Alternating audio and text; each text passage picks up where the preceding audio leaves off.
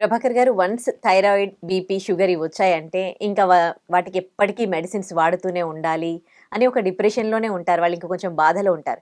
కానీ ఇప్పుడు మీ దగ్గర చాలా మంది కూడా కంప్లీట్‌గా రికవర్ అయిపోతూ ఉన్నారు. బీపీ, హ్మ్. షుగర్, హ్మ్. థైరాయిడ్ తగ్గిపోతూ ఉంది. సో, ఏమైనా కేస్ స్టడీ గురించి చెప్తారా? అట్లా కంప్లీట్‌గా క్యూర్ అయినప్పుడు వాళ్ళ ఎక్స్‌పీరియన్స్ ఎట్లా ఉంది? మీకెలాంటి సాటిస్ఫాక్షన్ ఇచ్చిందది?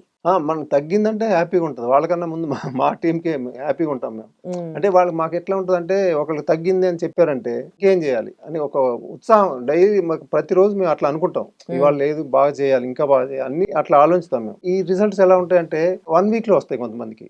అంటే ఒక 10% హ్మ్. వచ్చేవాళ్ళు 1 వీక్‌లో అసలు ఆశ్చర్యం వేసిద్దనమాట ఇక అది. హ్మ్. అట్లాంటివి వస్తాయి. రీజనబుల్ కేసులంటే ఒక 2 మంత్స్ లోపు.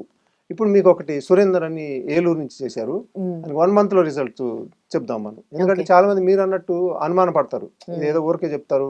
ఎందుకంటే ఇప్పుడు సోషల్ మీడియాలో ఎలా ఉందంటే కుప్పలు కుప్పలే ఇక. ఏది నమ్మాలో తెలియని పరిస్థితి. అవును. మనం ప్రూఫ్ చూపిస్తే గాని అది కూడా నమ్మని పరిస్థితి ఉంది. అయినా మన బాధ్యతగా మనం తీసుకోవాలి కాబట్టి ఏలూరు సురేందర్ గారి రిపోర్ట్స్ ఇప్పుడు మీకు చూపిస్తాను నేను. అప్పుడు జాయిన్ అయినప్పుడు హెచ్‌బీఏ1సి 10.7 ఉంది.